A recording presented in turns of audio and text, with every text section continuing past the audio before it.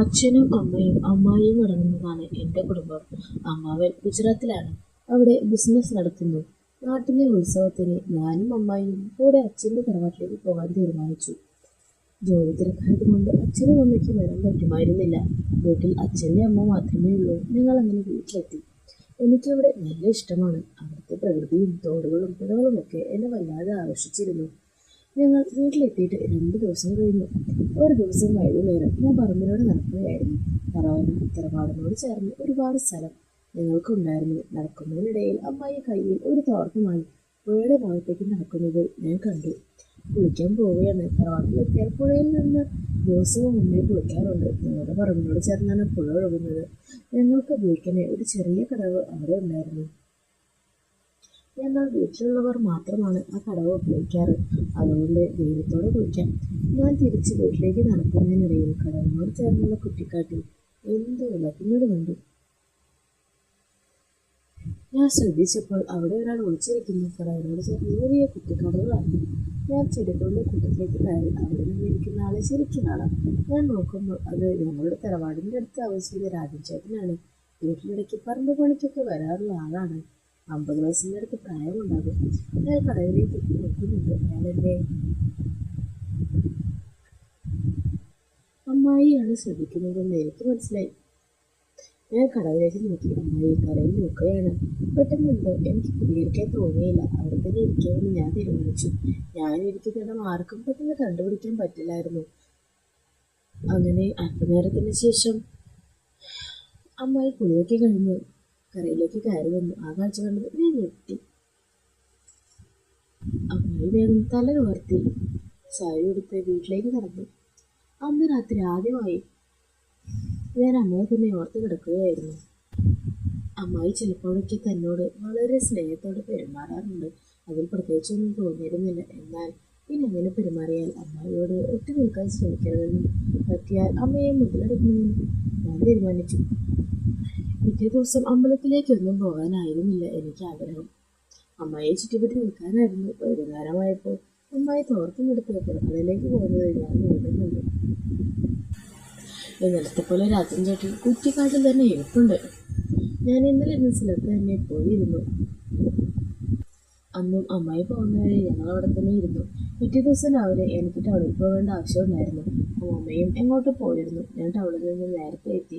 ഞാൻ വീട്ടിലെത്തിയപ്പോൾ വീടിൻ്റെ സൈഡിൽ ആരുടെയും ചെരുപ്പ് കിടക്കുന്നത് കണ്ടപ്പെട്ടെന്ന് എനിക്ക് സംശയമായി. ഇവിടെ അമ്മായി മാത്രമേ ഉള്ളൂ. ആരെങ്കിലും ഇവിടെ വന്നിട്ടുണ്ടോ? ഞാൻ വീടിൻ്റെ പുറകുവശത്തുകൂടെ അമ്മയുടെ റൂമിൻ്റെ ജനലിൻ്റെ അടുത്തേക്ക് എത്തി. ഭാഗ്യത്തിന് ജനൽ ചാരിയിട്ടേ ഉണ്ടായിരുന്നുള്ളൂ. ഞാൻ അതിൻ്റെ ഉള്ളിലൂടെ അകത്തേക്ക് നോക്കി. ആ കാഴ്ച കൊണ്ട് ഞാൻ ശരിക്കും ഞെട്ടിപ്പോയിരുന്നു. അവിടെ ആ രാജൻ ചേട്ടൻ ഉണ്ടായിരുന്നു. രാജൻ ചേട്ടനായിരുന്നു അന്ന് അവിടെ പണിക്കുണ്ടായിരുന്നത്. അദ്ദേഹത്തിന് വേണ്ടതെല്ലാം വിളമ്പി കൊടുക്കുകയായിരുന്നു അമ്മായി. മുമ്പൊക്കെ അയാളോട് പണിക്ക് വരുമ്പോൾ പിന്നാമ്പുറത്തിരുന്നാണ് ഭക്ഷണം കഴിക്കാറുള്ളത്. ഇതിപ്പോൾ അകത്ത് എന്താണ് ഇരിക്കുന്നതെന്ന് എനിക്ക് അത്ര ആലോചിച്ചിട്ടും പിടിയിട്ടില്ല. മുമ്പ് അകത്തിരുന്ന് ഭക്ഷണം കഴിക്കാൻ പറയാറുണ്ടെങ്കിലും രാജൻ ചേട്ടൻ തന്നെ അതിന് സംഭവിക്കാറില്ല. ഇന്നെന്ത് ആരും എന്ത് പറ്റിയെന്ന് ഞാൻ ചിന്തിച്ചു. അങ്ങനെ രാജൻ ചേട്ടന് ഏകദേശം കഴിയാറായപ്പോൾ ഞാൻ മുന്നിലെ ഡോറിലൂടെ അകത്തേക്ക് കയറി ചെന്നു. നീ എത്തിയോ? അല്ലടെ അമ്മയോട്? അമ്മമ്മ അവിടെ ഇറങ്ങി രമണി ചേച്ചിയുടെ വീട്ടിലേക്ക് വരാമെന്ന് പറഞ്ഞു. ശരി ശരി, നീ വാ, ഭക്ഷണം കഴിക്കണ്ടേ? പിന്നെ എനിക്ക് അല്ല, രാജൻ ചേട്ടൻ ഇന്ന് പണിയുണ്ടായിരുന്നോ? ഉണ്ടായിരുന്നു. കുറച്ചേ ഉണ്ടായിരുന്നുള്ളൂ.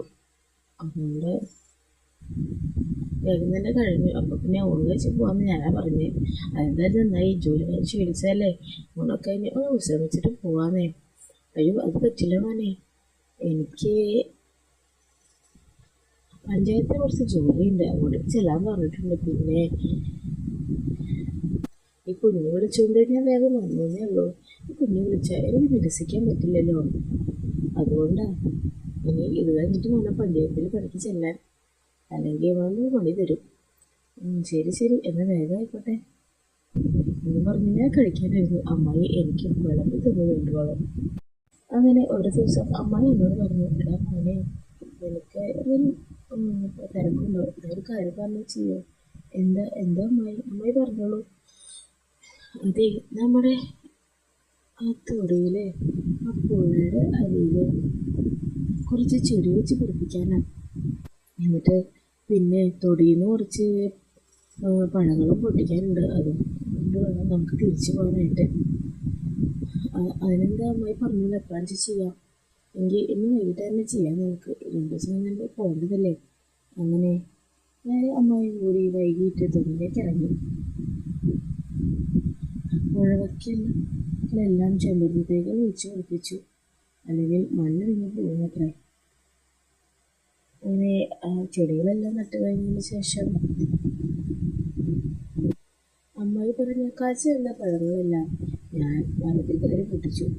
പക്ഷെ മാവിൽ കയറിയതും പണി പാളി എന്നപ്പോഴാണ് മനസ്സിലായത്. ഒരു പുളിയുറുമ്പും കൂട് അതിലാണ് ഞാൻ കയറി പിടിച്ചത്. അതെൻ്റെ മേലാസകലം പടർന്നു കയറി. പിന്നെ എനിക്ക് ബാലൻസ് കിട്ടിയില്ല. ഇപ്പോൾ വീഴുമെന്നായപ്പോൾ ഞാൻ വേഗം തന്നെ കുടുംബത്തിൻ്റെ ഇറങ്ങി നിലത്ത് കിടന്ന് പടഞ്ഞു. അമ്മയും എന്നെ സഹായിച്ചു. എൻ്റെ ദേഹത്തുനിന്ന് ആ പുളിയുറുമ്പ് പോകാൻ പെട്ട പാട് എൻ്റെ പടത്തിൽ കണ്ട് അമ്മയ്ക്ക് അത് ചെയ്യുമെന്നെങ്കിലും പിന്നെയാണ് കാര്യത്തിൻ്റെ ഒരു മനസ്സിലായത്. അങ്ങനെ അമ്മയും എൻ്റെ ഒപ്പം നിന്ന് എന്നെ സഹായിച്ചു. അതുകൊണ്ട് എൻ്റെ ശരീരത്തിൽ ആകെ പടർന്ന് ആ പുളിയുറുമ്പിനെ പിടിച്ചു കളയാൻ സാധിച്ചു. അല്ലെങ്കിൽ പുളിയുറുമ്പ് കടിച്ചു തീർത്ത് ഞാനൊരു വരയ്ക്കായേനെ. അതിന് ശരിക്കും പറഞ്ഞാൽ അതിന് ശേഷമാണ് ഞാനും അമ്മയും നല്ല കമ്പനിയായത്. നല്ല കൂട്ടുകാരെ പോലെ ആയി. എന്തും തുറന്നു പറയാനുള്ള സ്വാതന്ത്ര്യം ഞങ്ങൾക്കിടയിലുണ്ടായി. സത്യം പറഞ്ഞാൽ അമ്മായിയും മൗനമായിട്ട് വന്ന് ഞങ്ങൾ തിരിച്ചു പോയത് നല്ല കൂട്ടുകാരായിട്ടാണ്. അതിനുശേഷമാണ് അമ്മായി എന്താണെന്നും അമ്മായിയുടെ മനസ്സിൽ എന്തൊക്കെയാണുള്ളതെന്നും ഞാൻ അറിഞ്ഞത്.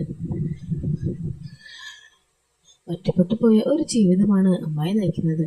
അമ്മാവൻ ഉണ്ടെങ്കിലും രണ്ട് സ്ഥലത്തായതിനാൽ അമ്മായി ആഗ്രഹിച്ച പോലെ ഒരു ജീവിതം അമ്മായിക്ക് ഇപ്പോൾ കിട്ടുന്നില്ല എന്നതാണ് സത്യം. അമ്മായി ഒരിക്കലും അങ്ങനെ ജീവിതം ആഗ്രഹിച്ചിരുന്നുമില്ല. അമ്മാവനെവിടെയും അമ്മായി എവിടെയായതിനാൽ അവർക്ക് വരെ ഒരു കുഞ്ഞിക്കാല് കാണാനുള്ള ഭാഗ്യം ഉണ്ടായിട്ടില്ല. അമ്മാവനെ കാര്യത്തിൽ ഒട്ടും താല്പര്യമില്ലെന്നാണ് അമ്മായി പറയുന്നത്. സത്യം പറഞ്ഞാൽ എനിക്ക് അങ്ങനെ തോന്നിയിട്ടൊക്കെയില്ല. ഇത്രയും വലിയ സൗന്ദര്യമുള്ള അമ്മായിയെ ഇവിടെ വിട്ടിട്ട് അമ്മാവൻ എന്തിനാ അവിടെ പോയി കിടക്കുന്നതെന്ന്. ഞങ്ങളുടെ പറമ്പും കാര്യങ്ങളും നോക്കി നടന്നാൽ തന്നെ ജീവിക്കാനുള്ള ഭാഗം കിട്ടുള്ളൂ. അതുകൊണ്ട് പിന്നെ എന്തിനാ അമ്മാവൻ എത്ര കഷ്ടപ്പെട്ട് അവിടെ പോയി കിടക്കുന്നതെന്ന് ഞാൻ പലപ്പോഴും ചിന്തിച്ചിട്ടുണ്ട്. സത്യം പറഞ്ഞാൽ അമ്മായിക്ക് അതിനുള്ള ഉത്തരം അറിയില്ല എന്നതാണ് സത്യം. അതെല്ലാം അറിഞ്ഞപ്പോൾ അമ്മയോട് ശരിക്കും എനിക്ക് സഹതാപം തോന്നി. ഇങ്ങനെ ജീവിക്കേണ്ട പ്രായത്തിൽ അമ്മായി എന്നോട് കഷ്ടപ്പെടുന്നു ഓർത്തിട്ട്. എന്നാൽ എല്ലാം അറിഞ്ഞതിന് ശേഷം ഞാൻ അമ്മയോട് പറഞ്ഞു, ഇനി ഒരിക്കലും അമ്മായി ഇങ്ങനെ ഒറ്റപ്പെട്ട് ജീവിക്കരുത്. അമ്മാവൻ ആ വഴിക്ക് പോവുകയാണെങ്കിൽ അമ്മായിയുടെ ഇഷ്ടങ്ങൾക്കനുസരിച്ച് വേണം ജീവിക്കാൻ. ഒരു ജീവിതവും ആർക്കും മുന്നിൽ അടിയറവ് പറയേണ്ടതല്ല. നമുക്ക് സന്തോഷം കിട്ടുന്ന കാര്യങ്ങൾ നമ്മൾ ചെയ്യണം. അല്ലാതെ എല്ലാം ഒളിപ്പിച്ച് വെച്ച് മരിക്കാൻ കാലത്ത് അതേക്കുറിച്ച് ആലോചിച്ച് വിഷമിച്ചിട്ട് കാര്യമില്ലല്ലോ. അതുകൊണ്ട് അമ്മായി ബോൾഡായി തന്നെ തീരുമാനങ്ങൾ എടുക്കണം. അമ്മായിക്ക് സന്തോഷം എവിടെ തോന്നുന്നോ അവിടെ നിൽക്കണം. എന്ത് ചെയ്യുമ്പോഴാണ് സന്തോഷം കിട്ടുന്നത് അത് ചെയ്യണം. അത് വീണ്ടും വീണ്ടും ചെയ്തുകൊണ്ടേയിരിക്കണം. അമ്മായിക്ക് എല്ലാ സപ്പോർട്ടുമായിട്ട് ഞാൻ കൂടെ ഉണ്ടായിരിക്കും. അതിനുശേഷമാണ് അമ്മായി ശരിക്കും ജീവിക്കാൻ പഠിച്ചത്. അപ്പോൾ അമ്മാവ വന്നാലും അമ്മയുടെ ആഗ്രഹങ്ങൾക്ക് ഒരു തടസ്സം ഇപ്പോൾ ഉണ്ടാകുന്നില്ല. എല്ലാത്തിനുകൂട്ടെ ഞാൻ ഒപ്പം നിൽക്കുന്നു. അപ്പോൾ ഇന്നത്തെ നമ്മുടെ ഈ മോട്ടിവേഷണൽ സ്റ്റോറി നിങ്ങൾക്കെല്ലാവർക്കും ഒത്തിരി ഇഷ്ടപ്പെടുമെന്ന് ഞാൻ വിശ്വസിക്കുന്നു.